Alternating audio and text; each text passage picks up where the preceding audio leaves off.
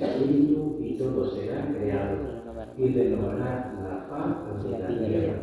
Oh Dios, que has iluminado los corazones de tus hijos con la luz del Espíritu Santo, concédenos que, guiados por ese mismo Espíritu, saboreemos las cosas rectas y gocemos siempre de su consuelo. Por Jesucristo nuestro Señor. Amén. Bueno, pues muchísimas gracias por la invitación. Y lo que vamos a hacer en el día de hoy, pues, es una meditación, una charla sobre el credo apostólico. Nosotros sabemos que hay dos credos, ¿no? Hay un credo apostólico y un credo niceno-constantinopolitano. Ya cuesta trabajo un poco, ¿no?, de decirlo. ¿Y por qué tenemos dos credos? Eso es importante saber, ¿vale? Bueno, pues el primer credo, el apostólico, es lo que creía la fe propiamente de los apóstoles, lo que ellos vivieron. Los apóstoles fueron testigos directos de Jesús, ¿vale? Es el primer punto esencial, ¿vale? Y ahora desarrollaremos todo ese credo, ¿vale?, en 8 puntos, ¿vale? Pero el credo niceno-constantinopolitano ahora va a ser, pues, me parece que son 7 siglos, ¿no?, porque fueron en el año 325, ¿vale? ¿Por qué ocurre esto? Bueno, pues sobre todo porque vamos a decir que hay un hecho histórico para el cristianismo esencial, que es la conversión de Constantino, ¿vale?, que era el emperador de Roma, y la Iglesia fue la religión por antonomasia, ¿no?, la religión del imperio. Y eso fue muy importante, porque se expandió el cristianismo, pues, sobre todo por toda Europa. Pero, bueno, pues eso lleva sus más y sus menos, ¿vale? En los 3 primeros siglos la Iglesia es más, vamos a decir, más carismática, más catecumenal, que es lo que viene a decir el Concilio Vaticano II, que hay que volver a la fuente. Y, bueno, pues ocurre que empiezan las primeras herejías, ¿vale? Entonces la Iglesia tiene que fundamentalizar, pues, la fe, en qué creer. Y nosotros, como cristianos, debemos saber en qué creemos, porque después vamos a decir que nosotros nos quedamos en detalles que a lo mejor, si no estamos bien formados, pues esos detalles para algunos es muy importante y podemos caer en herejía, ¿vale? La primera herejía, hay muchísimas, ¿no?, como el gnosticismo, el arrianismo y muchas más que ocurren en los primeros siglos, hasta que la Iglesia tiene que poner como sus bases, ¿no?, de decir, oye, yo como Iglesia tengo que defender esto. Y es uno de los primeros documentos esenciales que es el credo niceno-constantinopolitano, que son varios concilios, que no es solamente una fecha que es 325, sino que son varias fechas, porque no se hace solamente en Nicea, sino en Constantinopla, la actual Turquía, ¿vale? Bueno, pues nos vamos a meter de lleno en el credo apostólico. Y nosotros, cuando se nos dice que somos cristianos, pues, ¿qué tenemos que hacer? ¿Vale? Ay, se me ha olvidado. Vamos a decir más cosas diferentes unos de otros, ¿vale? El credo apostólico se utiliza normalmente cuando venimos a misa los domingos. Nosotros profesamos nuestra fe, Ahora el Papa Francisco, con el año jubilar, pues ha dicho que recemos especialmente el Niceno Constantinopolitano. ¿Vale? Aquí se hace, ¿no? ¿Vale? Por el año jubilar, ¿vale? Pero normalmente se debe hacer el apostólico, ¿no? Bueno, pues, ¿vale? ¿Por qué? Porque es el credo que creemos todos los cristianos, ¿vale? Bien. Cuando hay un bautizo, ¿no? A los padres y padrinos también se les pregunta a través del credo apostólico. Hay 3 preguntas y los padres y padrinos dicen, sí creemos. ¿Vale? Y también cuando los niños van a hacer la comunión hay una renovación bautismal, que es el mismo fin, donde, bueno, pues se hace ese credo apostólico. ¿Vale? El Niceno Constantinopolitano es más teológico, ¿vale? Y es un poco más largo. Las personas mayores lo pueden recordar un poco más, porque, bueno, pues sí, ¿vale? Y después Juan Pablo II hace vamos a decir, un catecismo que se fundamenta en el credo, ¿vale? Y si queréis ustedes profundizar sobre la doctrina de la Iglesia, os recomiendo que profundicéis en el Catecismo de Juan Pablo II, que es el documento oficial propiamente de la Iglesia, ¿vale? Antiguamente, pues, había otro tipo de catecismo, como el Gastéleo y eso, que eso es un poquito más antiguo, ¿vale? Pero el más actual es del año, me parece que año 82, más o menos, de nuestro venerable San Juan Pablo II. Entonces, bueno, pues es el documento más reciente de lo que nosotros vamos a hacer hoy, ¿vale? Que es introducir este credo apostólico. Bueno, pues el primer punto es creencia en Dios Padre, donde se afirma la fe en Dios como creador del cielo y de la tierra. La creencia en Dios Padre como creador del cielo y de la tierra es uno de los pilares fundamentales del cristianismo. Esta afirmación resalta la soberanía y la omnipotencia de Dios, reconociendo como el origen de toda la creación. Esa es la idea donde se basa la Escritura, especialmente en el Génesis, ¿no? 1:1, que declara: en el principio creó Dios los cielos y la tierra. La fe en Dios como Padre indica una relación cercana con la humanidad. No es un solo creador distante, sino un Dios que cuida, ama y sostiene a sus criaturas. Jesús mismo nos enseña a dirigirse a Dios como el Padre nuestro. Espero que nosotros ya que tenemos unos años, pues sepamos el Padre nuestro. Pues la oración que Cristo nos dejó para poder dirigirnos a Dios creador, ¿vale? Mostrando su naturaleza paternal y su deseo de tener una relación personal con los creyentes.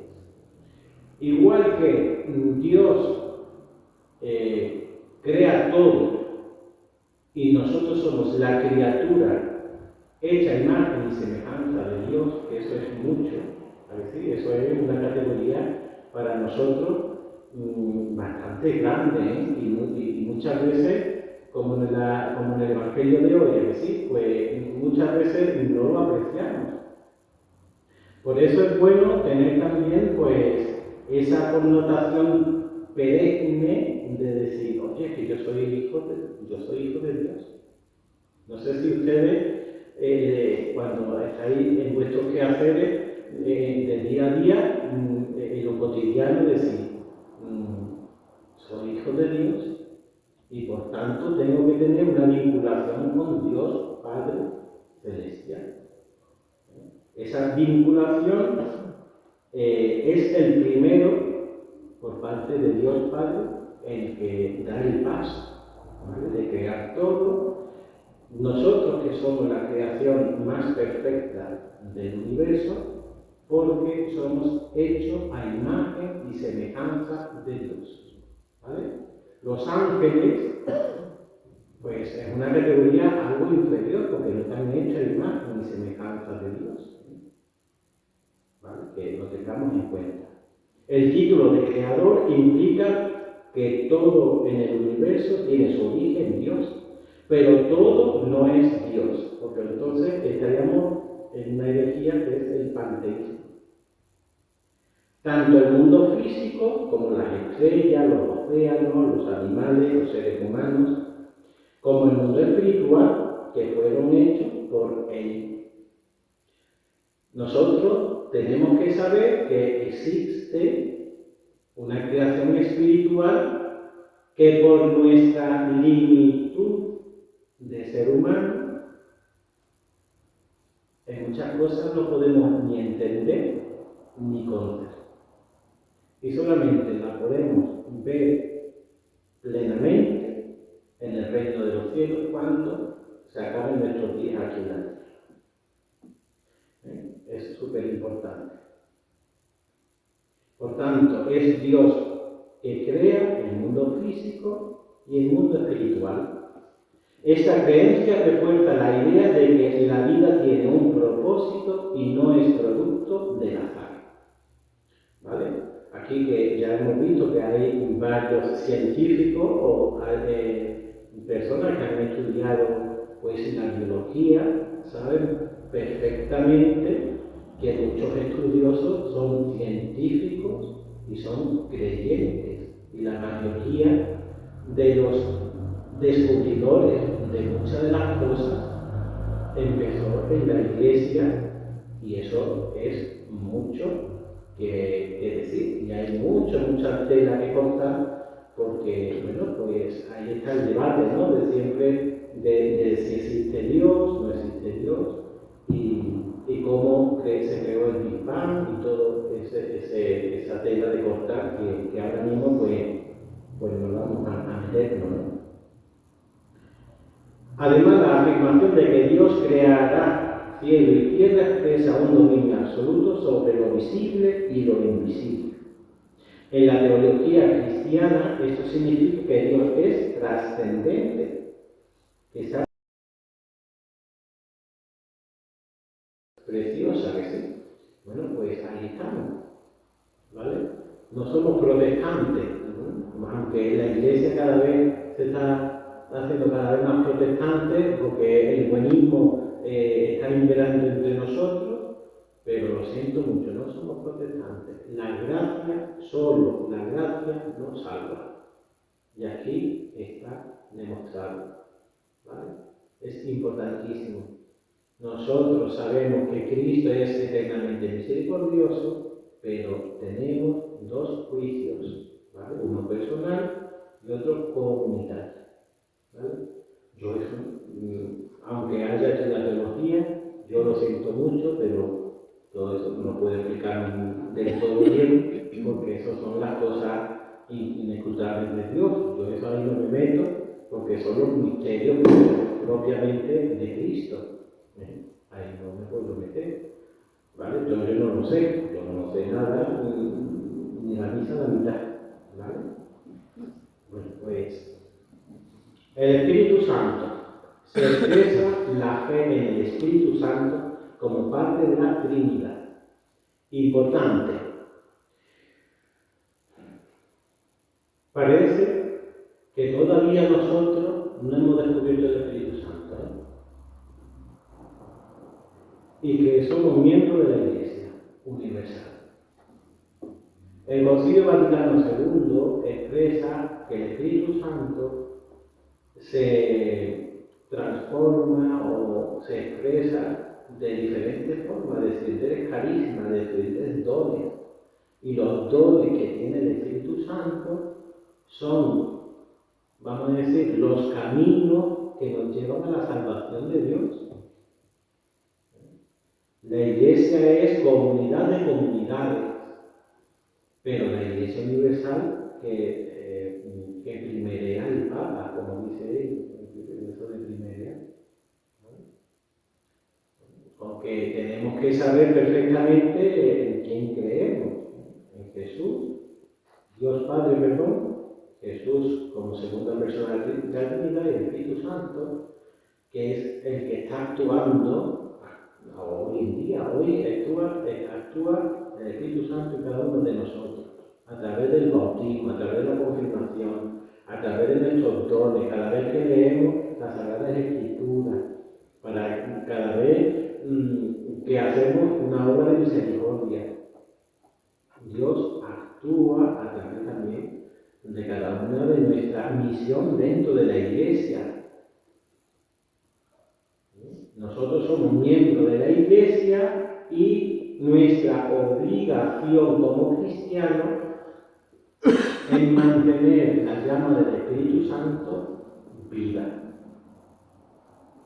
Pero, pues, vamos a decir que muchos cristianos ni siquiera la encienden y no han descubierto su propio bautismo. Y eso es una pena, porque tenemos muchos cristianos y poco, o la mayoría, pues, bueno, le hace falta un poquito de sal al asunto. ¿Vale? Entonces, bueno, pues ahí estamos, que sí, hay que descubrir al Espíritu Santo. ¿Vale? El Espíritu Santo no significa que si ponemos en la exposición del Santísimo y ahora aquí hay que, es como los pentecostales, ahí que vamos, que parece que estamos yendo de fiesta con el Señor. No, eso no es, por lo menos para mí. El Espíritu Santo actúa en lo que significa la Iglesia, el bautismo, la obra de misericordia. Hay que tener muy bien claro todas estas cosas, porque, bueno, se puede confundir, ¿vale?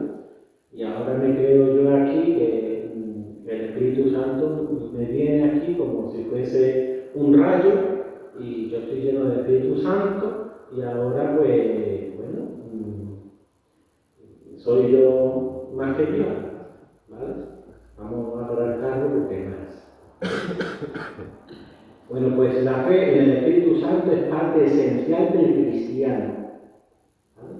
El Espíritu Santo es la tercera persona de la Santísima Trinidad junto a Dios Padre y Dios Hijo. No es una fuerza impersonal, sino un ser divino que actuará en el mundo, en la vida de los creyentes. Es quien guía a la Iglesia. ¿Vale? Su misión es ahora. Tenemos que entender también que hay que Dios son tres personas, pero vamos a ver, ahora sale, esto como un teatro, esto no es así. Ahora sale Dios Padre y se mete, ahora Dios Hijo y Dios Espíritu Santo, y ahora funciona, y se acabó la historia, y todo el mundo aplaude. No, eso no es así, ¿vale?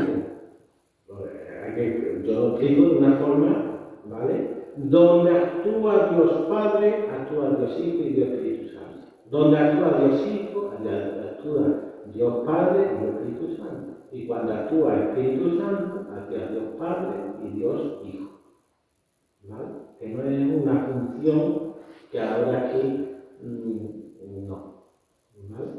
Sino que son tres personas que se apoyan entre ellas porque es donde se realiza el misterio de la Santísima Trinidad y en realidad pues uno de los misterios más dificultosos para poder entender. ¿Vale?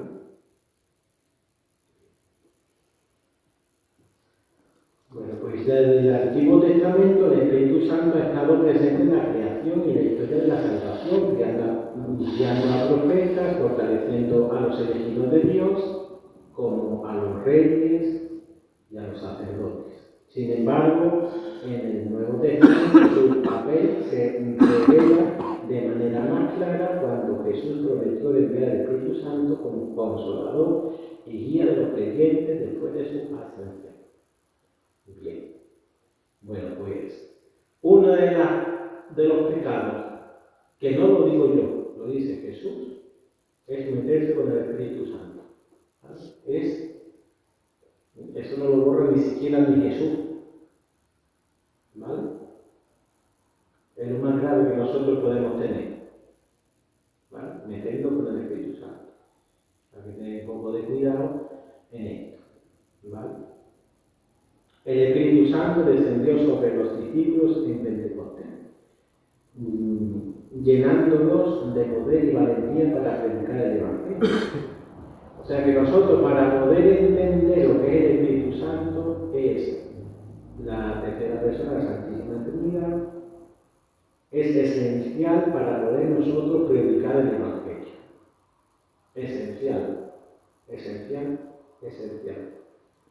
Desde entonces se considera que el Espíritu actúa en la Iglesia dándole vida, de unidad y fortaleza. El Espíritu Santo tiene muchos beneficios.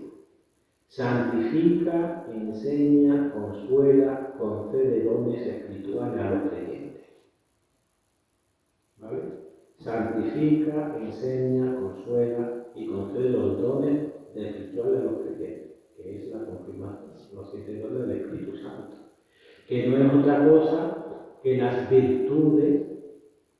Bueno, pues ya nos metemos ahí en el tema de virtudes y demás, ¿vale? Bueno, pues el Espíritu Santo es quien obra la transformación interior del cristiano, ayudando a vivir según la voluntad de Dios. Procede en ellos los frutos como el amor, la paz, paciencia, dominio propio, las virtudes. Si yo fortalezco estos dones, yo voy a tener unas consecuencias, ¿vale? Eso es esencial, ¿a que sí? Creer en el Espíritu Santo significa reconocer su presencia y acción en la vida diaria.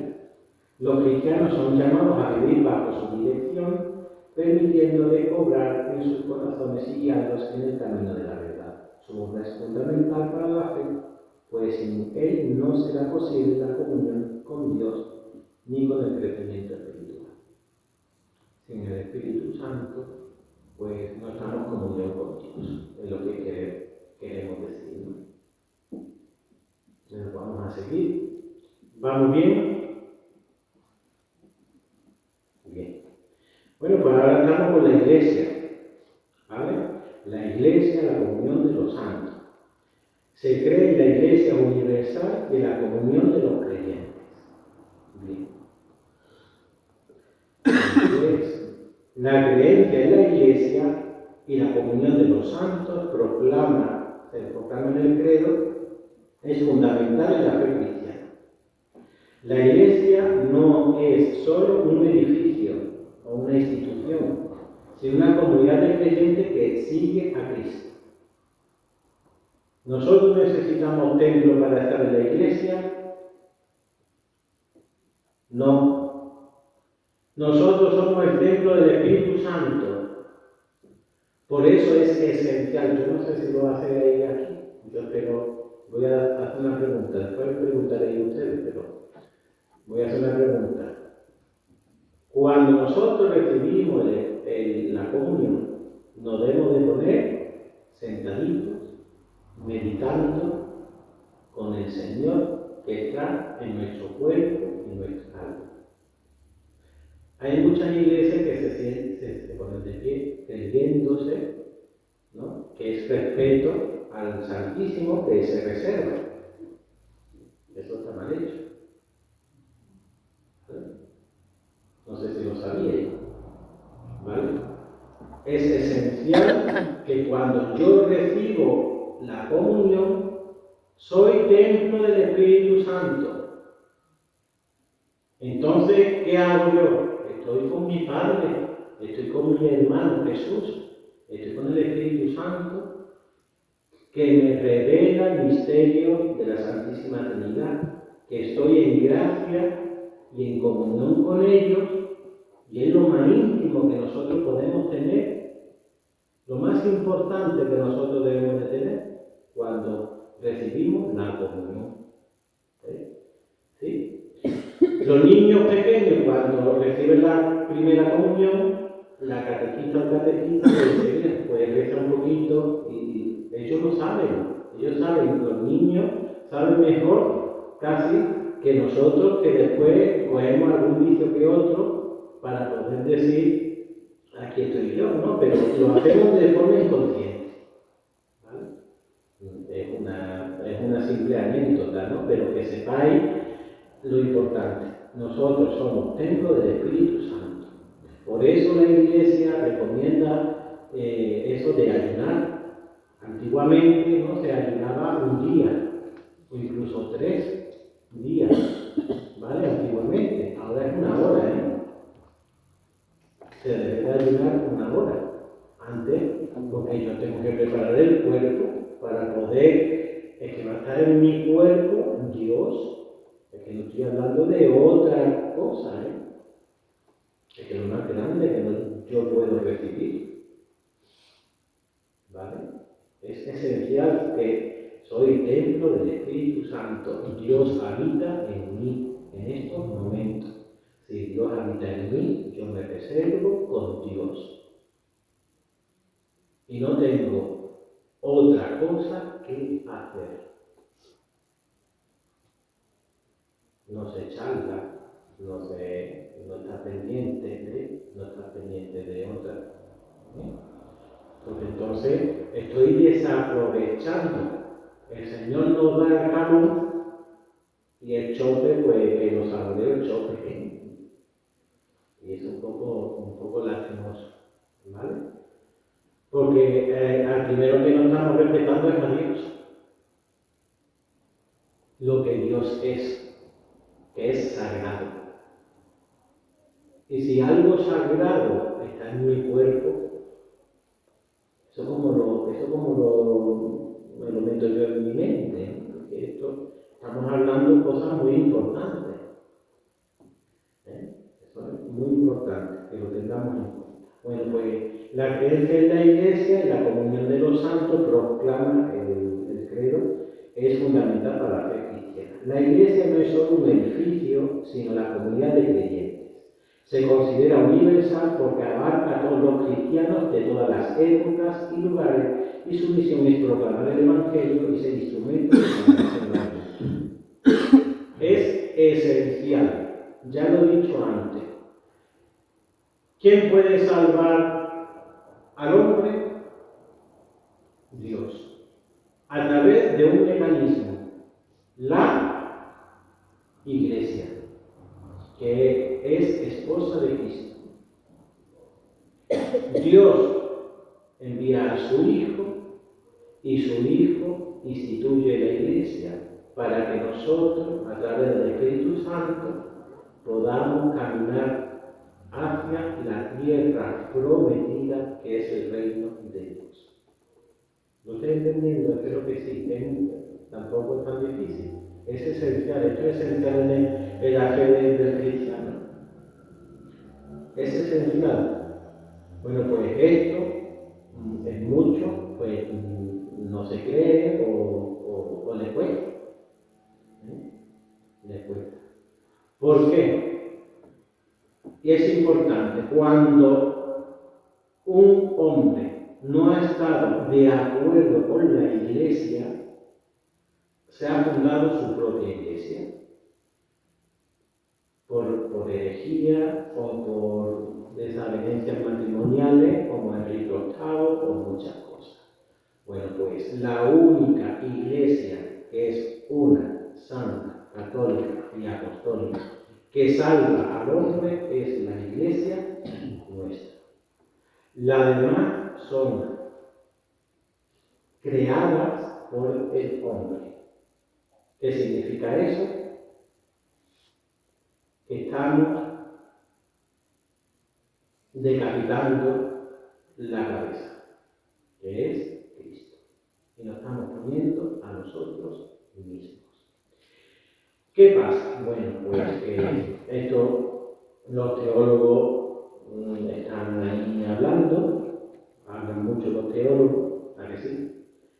Pues dice, bueno, y vamos a decir, un protestante no se salva. Bueno, pues te digo que quien se salva sí o sí es que tiene la Iglesia católica, apostólica y romana. Porque ¿quién la ha creado? Jesús.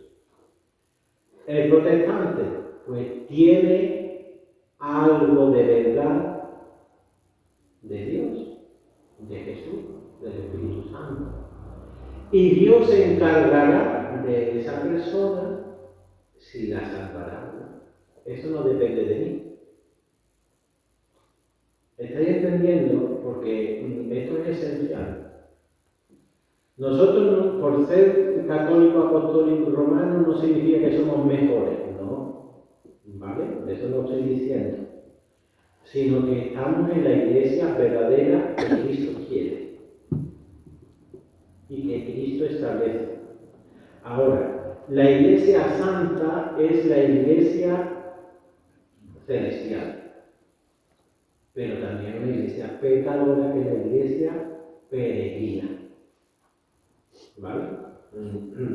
Yo como ser humano pues tengo muchos fallos, ¿vale? Tengo fallos y puedo equivocarme y me equivocaré 200.000 veces, ¿vale? Pero para eso está el Señor con el sacramento del perdón, ¿no? Que ahí es donde jugamos nosotros también a nuestro favor, ¿no? En ese aspecto. Bueno, pues Jesús fundó la iglesia sobre la fe de los apóstoles, dando la autoridad de enseñar, bautizar y guiar a los creyentes. Y de ahí, pues, sale la primera comunidad cristiana. A través del Espíritu Santo, la iglesia recibe la vida, la unidad y la dirección y formamos el cuerpo de Cristo. ¿Vale? ¿Lo estoy entendiendo? Espero que sí. ¿Vale? Hombre, yo pregunto, porque vaya a ser que no se entienda algo y después me llegue la pregunta. La comunión de los santos se refiere a la unidad espiritual de todos los creyentes, ¿vale? En Cristo. Todos los que viven en la tierra como los que han fallecido en la fe. Y los santos a mí me apasiona, ¿vale? Y a mí hay algo que a mí se me escapa. Y yo lo siento mucho porque es que eso es así. ¿No? Yo con lo poco que soy puedo ser santo. Eso es como nosotros eso no lo podemos. ¿Vale? ¿Cómo puedo ser? Bueno, pues a través de una vida cristiana, simple y llanamente. Y es alcanzable a todos los bautizados. ¿Vale? Eso es esencial en esto, es esencial. Y ahora, lo santo es que la iglesia pone ejemplos de cada fecha histórica, cada momento histórico, a personas que han vivido la fe heroicamente. ¿Vale? ¿Sí? Y hay muchas formas de santos. ¿Vale? Están los santos mendicantes, los santos monacales, hay muchas formas de carisma. ¿Vale? Dios en cada momento histórico, el Espíritu Santo en cada momento histórico sale un carisma diferente que es los esenciales en cada momento. Por ejemplo, los jerónimos, ¿no? Los jerónimos son movimientos, vamos a decir, monacales que surgieron en un hecho histórico, pero ustedes, yo no sé, pero yo creo que tampoco hay un convento en Córdoba, a lo mejor, no ya no existe, en Segovia. Parral. El Parral. El Parral, ¿vale? Un convento. Ya está. Como mucho. O sea que en cada momento histórico el Espíritu Santo crea un carisma Y eso nos sirve en cada hecho, momento histórico de la vida. Y nosotros nos alimentamos de ese carisma, ¿vale? Que son como los caminos para la santidad, ¿vale? Todo no significa que porque estés en un sitio te vayas a santificar, ¿no? Sino que porque tengas que estar ahí, pues ya eres santo tampoco, ¿eh? Sino que la Iglesia te pone como instrumento ese camino de aprendizaje para la santidad, ¿vale? Después lo podemos conseguir, ¿eh? Que no es que sea algo pues, dificultoso ni nada, sino que más bien es accesible a todos, porque somos humildes y sencillos y tenemos que pues, moldearnos por el Espíritu Santo. La comunión de los santos se refiere a la unidad espiritual de los creyentes, tanto los que viven en la tierra como los que van a la tierra. No es solo una conexión simbólica, sino una realidad espiritual donde los cristianos comparten en la gracia, en la oración y en la intercesión mutua. ¿Vale? Para ser santo, la Iglesia pues tiene un proceso canónico. ¿Vale? Primero es venerable, después beato y después la canonización. ¿Vale? Venerable es la persona más local, un santo local, y solamente se venera en una comarca, en una diócesis, un poquito y ya está. Beato, pues ya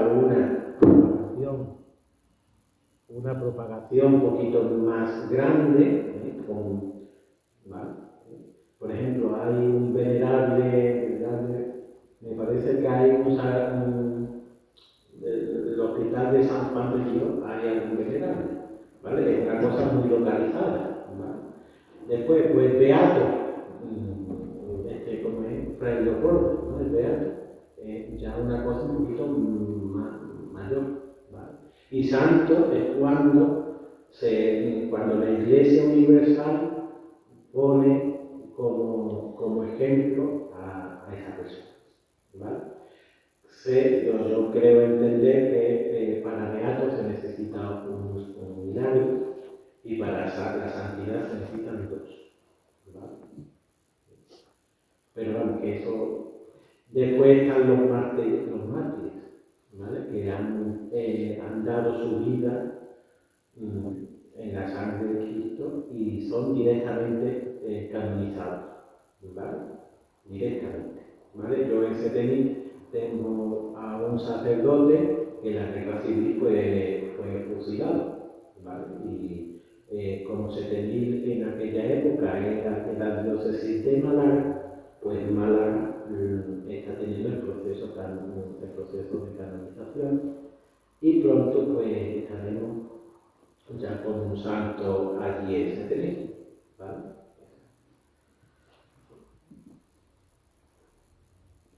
Bueno, pues esta comunión también se expresa en la participación en los sacramentos, ¿vale? Especialmente la Eucaristía, donde los cristianos se unen con Cristo en sí. Además implica el llamado a vivir en amor y un servicio, ayudándose unos a otros en el crecimiento espiritual y en la misión de la Iglesia. Esta es nuestra misión hoy aquí, ¿eh? Nuestra misión como cristianos del siglo XXI es esta, que es la comunión que se expresa en la participación de los sacramentos, especialmente en la Eucaristía, donde nosotros recordamos el sacrificio del Calvario. Cada vez que venimos a una Eucaristía, Cristo muere por nosotros. Se eleva a través del sacerdote, y por eso nosotros pues elevamos pues, el cuerpo y la sangre de Cristo, ¿vale? Bueno, esos son los ritos propiamente que nosotros hacemos y que como sacerdotes y que nosotros pues nos ayuda al misterio de la muerte y la pasión y resurrección de Cristo.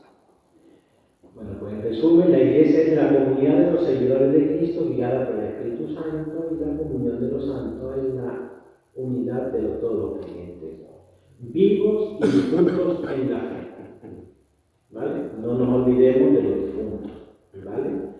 ahí entra dentro también el tema de la purificación, que por eso es el don de la conmemoración de los fieles difuntos, ¿vale? Bueno, pues el perdón de los pecados. Se confiesa la creación en el perdón otorgado por Dios. Esencial, importante, que se nos tiene que grabar es lo siguiente. Quien perdona los pecados es Dios, no es sacerdote. El sacerdote es instrumento por el cual la gracia actúa para el perdón de los pecados.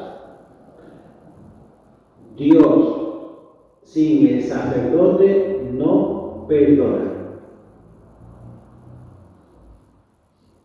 Lo repito. Dios sin el sacerdote no perdona. Que es importante un sacerdote y que se ponga a confesar.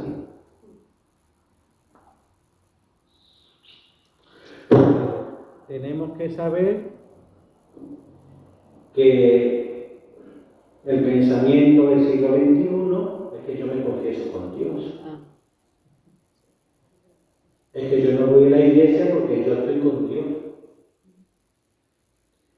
Es que me entra pereza porque el domingo es el día de la barbacoa y bueno, pues yo hablo ya con Dios en otro momento.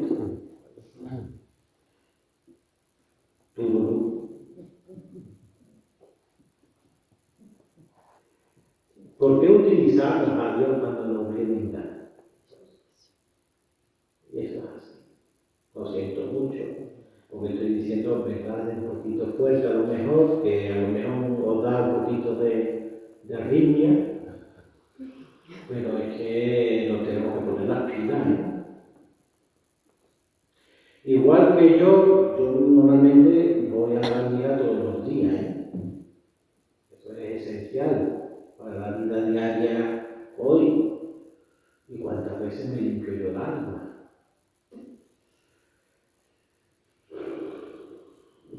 La cosa regular, ¿eh?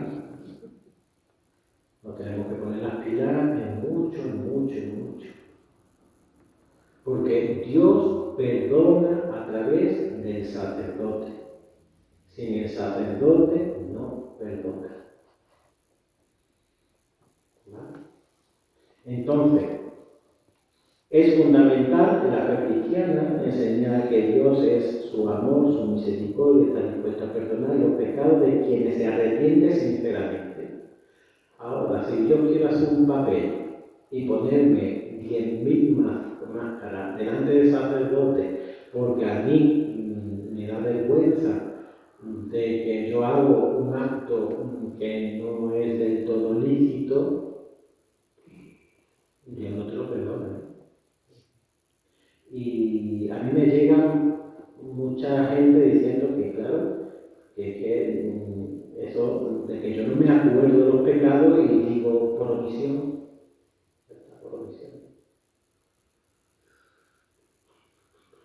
Es que yo no me acuerdo de lo que yo he hecho hace un mes. Pues entonces tendrás que venir más veces, yo qué sé, no sé. Siento mucho.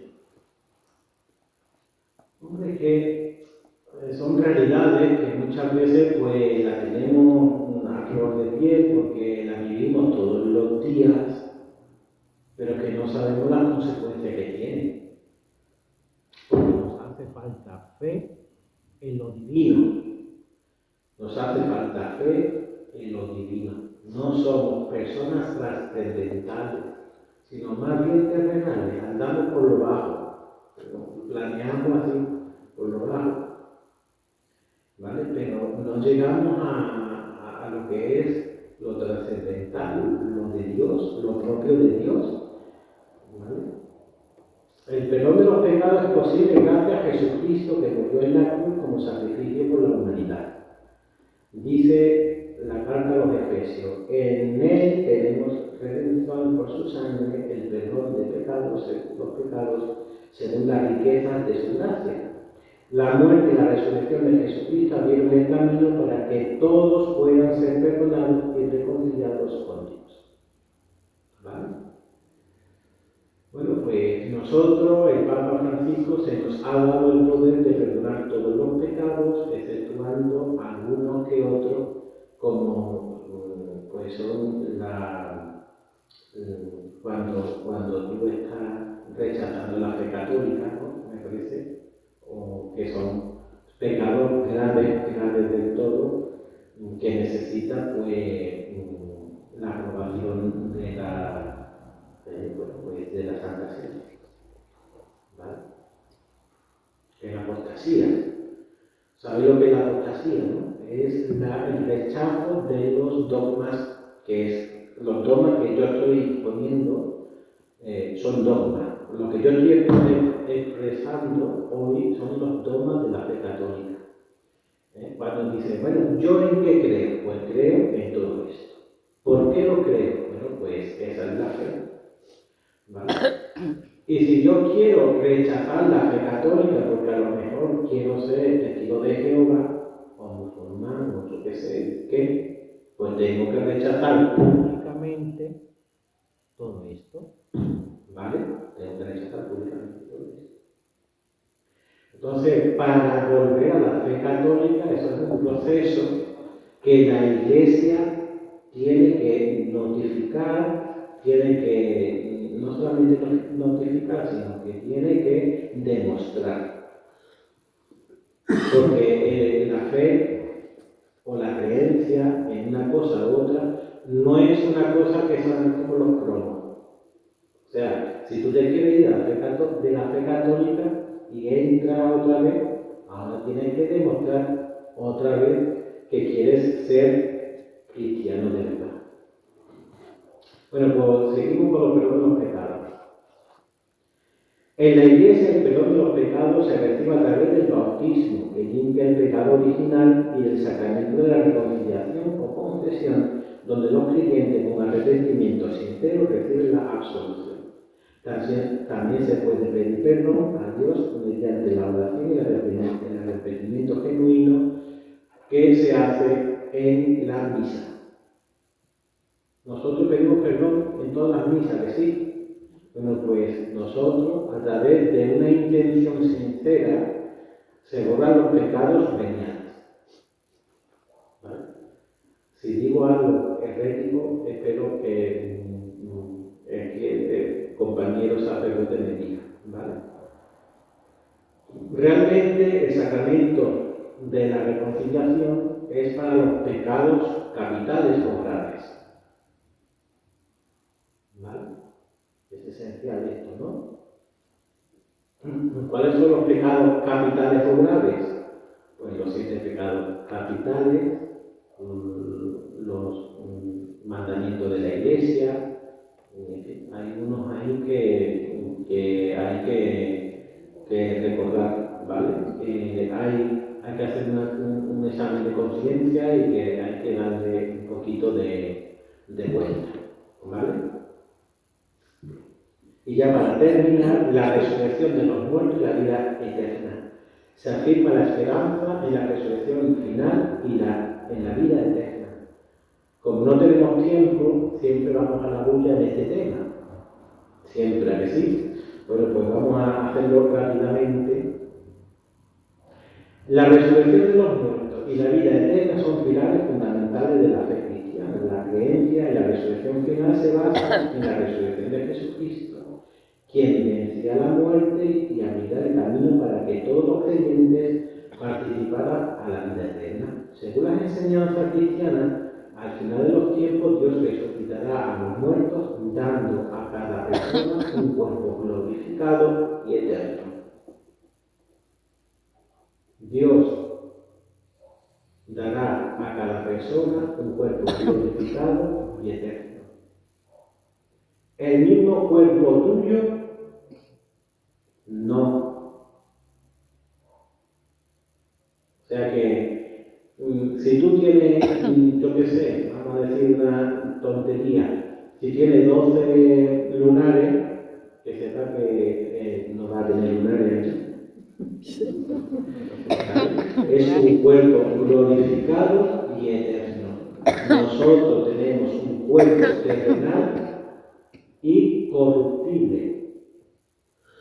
Y vamos, que muchas veces pues, vamos al cementerio y bueno, esto se corrompe.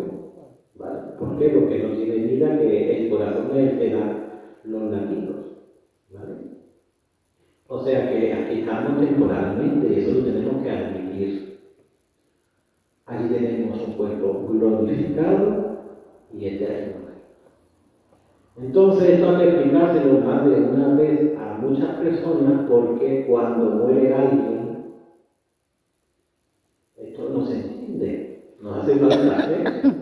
Entonces no vivimos muchas veces como cristianos puestos en esperanza. No vivimos una esperanza resucitada o resucitadora. No sé si lo entenderéis.